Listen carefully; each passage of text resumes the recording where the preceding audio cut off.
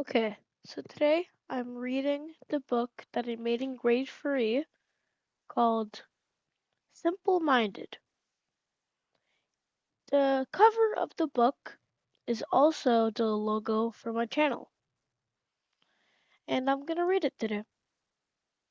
So, starting, I just want to say something. Remember, I was in grade 3. Please don't make fun of me. I don't know how many chapters there are. I have not read this in a while. So let's start. Chapter 1, The Job. A guy by the name Stuart Webster has a job in Brooklyn. He was able to quit his job, then he got a new job as a publisher for a newspaper. But the best place to get that job was the city of Simpleville. I called the person Stuart Webster because there's a YouTuber I watch with that name, and I just fell in love with that name. Okay, next one. Chapter 2, The City of Simpleville. Simpleville was a normal town, but just one thing doesn't make it normal. It would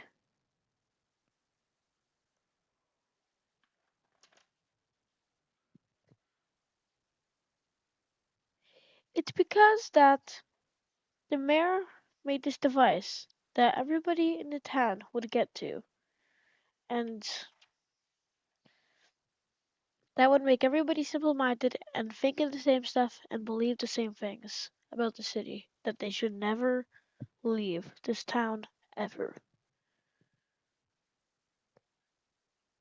Let's say if you're a person who lives outside of the city and you go in for one day, the device will get to you and you be infected with a thing called Simpleminded. And the machine, inside of the machine, is a little circle with a brain and two eyes. That is what makes everything simple-minded. If you touch it, you're simple-minded. That's why everybody is simple-minded. Okay, me and my friends would always joke about this next chapter because it's long. You know, Stuart trying to get a job, so he needs to get an interview. Chapter 3, The Interview. Stuart enters Simpleville. He walks into the publishing building. This was the conversation. Good luck. Interviewer. The interviewer says, "Why should we hire you?" Stuart says, and then Stuart says, "I have a lot of experience in this stuff. I used to work for a publish company. I would write I'd write newspaper and then my friend would publish them." The interviewer said, "You seem to have a lot of experience." But then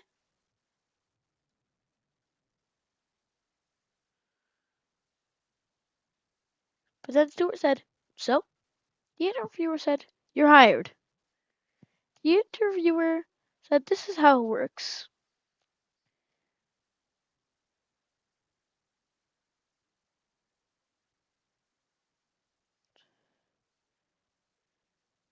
What you signed up for was long distances. You would deliver newspaper to Buffalo. So you would go on a one-person plane and a bunch of newspaper. However,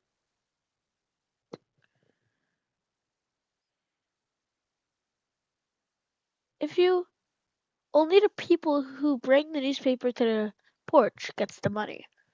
So that causes a lot of fights while delivering."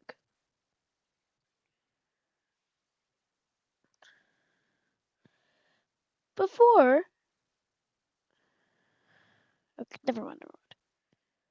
When you got the plane, the other people would go on the wing. Chapter 4: The Delivery. A man named David runs to the airport to get in a single person plane. So Stuart went on a wing. When David was flying and everybody else was on the wing, it's easy to fall off. But then a person named Ryan fell off. With all the people on the wing, the plane was starting to crash.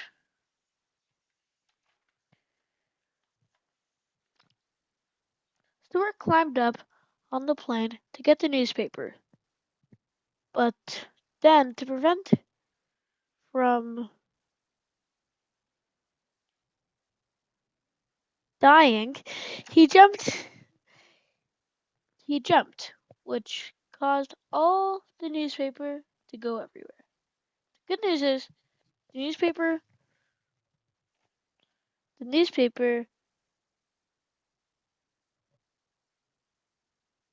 went to the right place. The bad news is Stuart broke his leg off. So he went to the hospital. He has a prosthetic leg. That is gonna be very inconvenient. And now he's just a normal paper boy. And also a writer. You can't forget that he's a writer. Chapter 5: The Mayor. The mayor is a horrible man. After being abandoned, he was kidnapped, and after escaped, he turned evil.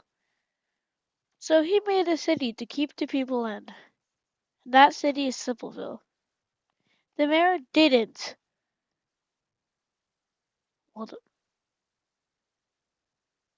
like the delivery because he because didn't like that delivery because he left so because people in Simpleville are never meant to leave. Because if you leave for a day, that will get rid of all of the effects from when you're inside for a day. So he sent police to bring Stewart to the mayor. I love this chapter. Chapter 6: The Attack. The mayor's against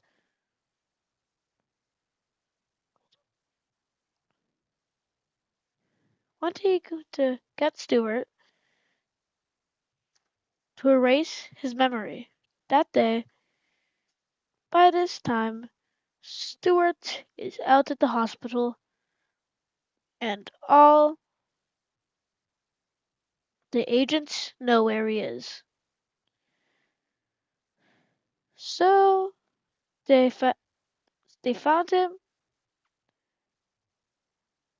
It took him a while, but they captured him.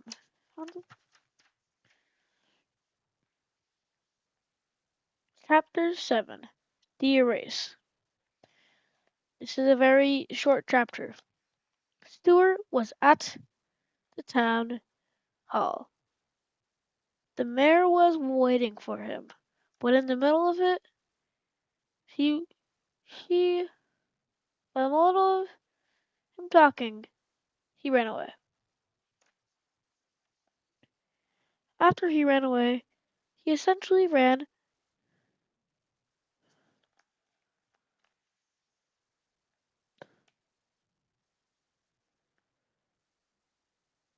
Hold, wait a minute.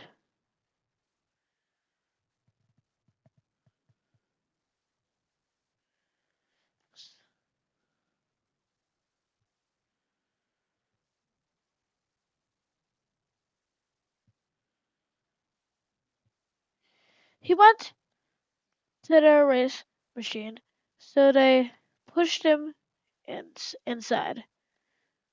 So they started erasing his memory from that day. So he relived another day. Chapter 8, the other day. Let me just talk about this book for a second. This book took me so long to make. It took me almost the entire school year. And it made like an entire cinematic universe of these books. Like, this is the last book in the series. I have 3 other books in this series waiting to be read again. Anyway, so chapter 8, the other day. His memory was erased. He was brought at the mall and he was dropped off at the mail post. He was dropped off at the mail station.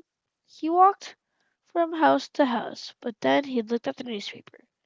He gained caution. He gained consciousness for a moment, and he realized that he got his memory back. No one, because they forgot one thing. He still knew how to read, and he got his memories back. The mail's plan backfired. Chapter 9. The Talk.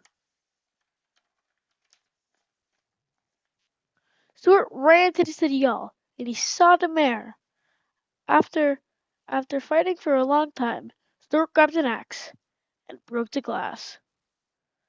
That glass was holding all the people's memory. Everybody got their memory back.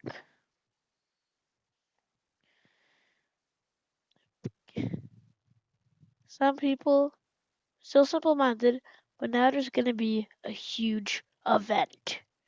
Chapter 10. Volcano. There's gonna be this volcano. Remember this volcano. I'll show it up later in the book. Close to Simpleville, there is a volcano, and because of the shock wave, the volcano started to erupt. Then the chaos began. The lava was spilling into Simpleville. The lava was was drowning houses. Simpleville Town Hall. People getting burned. Lava spilt from the town hall on the town hall, killing the mayor. Just so you know, the mayor's name is Ben. Anyway, so when the lava stopped flowing, there was no survivors. Well, there is some simple peop there is some government officials who survived, so keep that at the back of your head. But Stewart was still alive. But the mayor had a friend, and he survived. But the mayor's friend shot Stewart's leg, injuring. Shot Stewart's prosthetic leg. That broke his leg. Chapter 3. No, Chapter 11. Free teams. It's funny because it actually says free themes in the book, but I was bad at spelling at the time. Anyway, after Stewart was killed, three teams were formed. One of them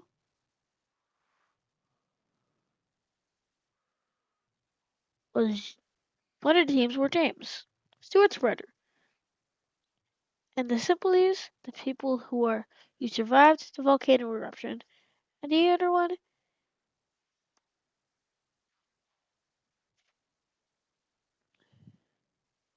is the Mains.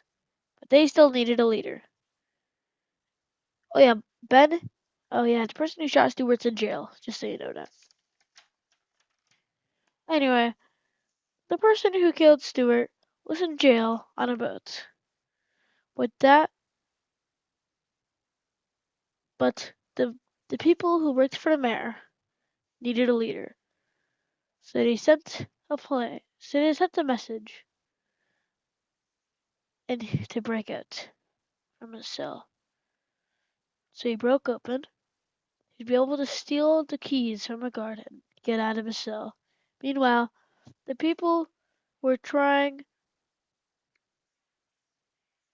to get them back on a helicopter. An explosion came on the ship and burning the ship down, but making Ben, Stewart, the mayor's friend, survive.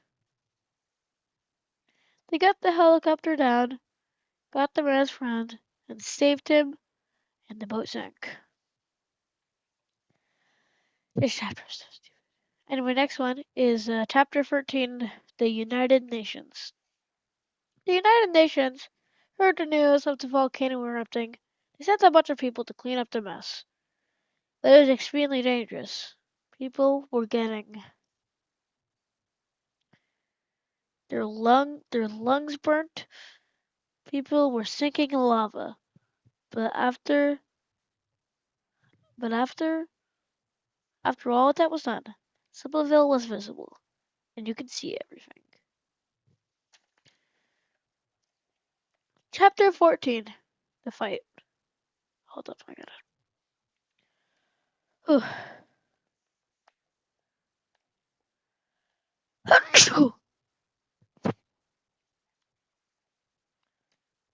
the the people, the government officials, the simple-minded, the people who worked for the mayor and James went to the ruins of Simpleville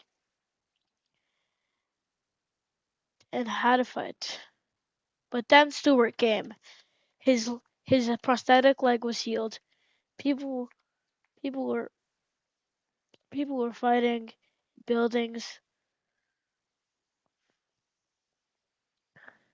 blood coming out, explosions everywhere. But then Stewart jumped in the building.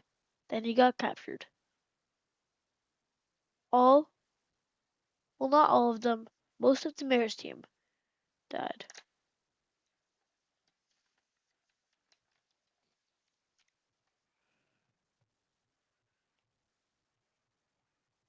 Stewart was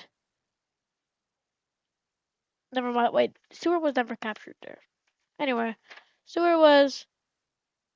Well, yeah, he was captured. Stewart was hanging over a tube where he would die.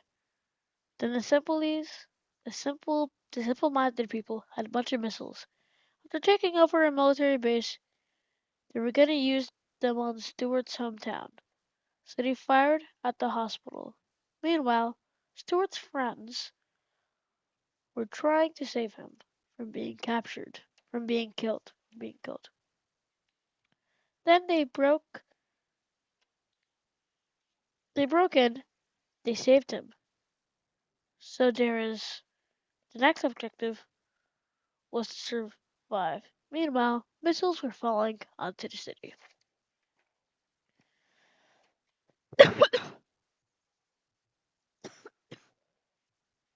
But the but they found a river that leads to Simpleville, so they went on a kayak and left to have the final fight. Chapter 10, the volcano fight. Two sides on a volcano were ready to fight. Spears went thrown left and right, but Stewart was pushing the volcano. But since the government was on was there side was there on a side was on a helicopter, swept in and saved him. But the fight on a volcano was still happening. The volcano erupted. Barely anyone survived. All of the homes nearby were destroyed, and Simple-Minded burnt. Stewart and his team, with his brother, were saved on the helicopter, by the government. They were brought to safety, and Stewart was now living in Buffalo in a peaceful life, drinking Starbucks, and also, do not forget, working in a different publishing company. And that's the story of Simple Minded. The end. Hopefully, you enjoyed that. This took me very long to make. And if you're at school, try to do something like this. Try to make a book. Try to write a book. And show your parents it. Trust me, it'll be fun. Hope you enjoyed. And I hope you have a great day. Goodbye.